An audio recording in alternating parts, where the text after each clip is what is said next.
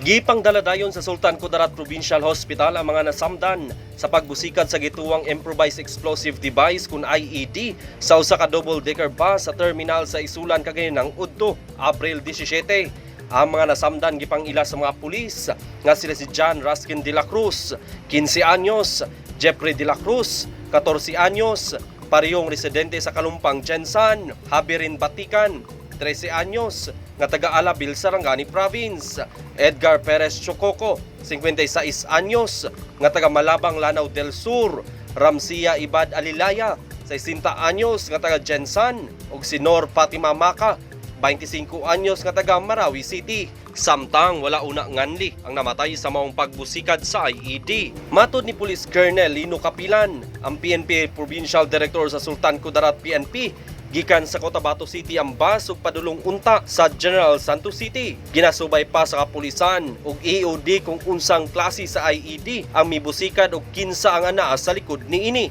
Nagpagawas dayon og kamangduan si Kapilan sa tanang mga pulis sa probinsya nga lig-unon ang pagpatuman sa checkpoint ug nanawagan sa katawhan nga mag-amping ug mo-report dayon sa mga otoridad kung adunay makita ang mga kadudahang gamit aron maaksyonan dayon. Marvin Revilla, Newsline Philippines, Province of North Cotabato. Stay safe!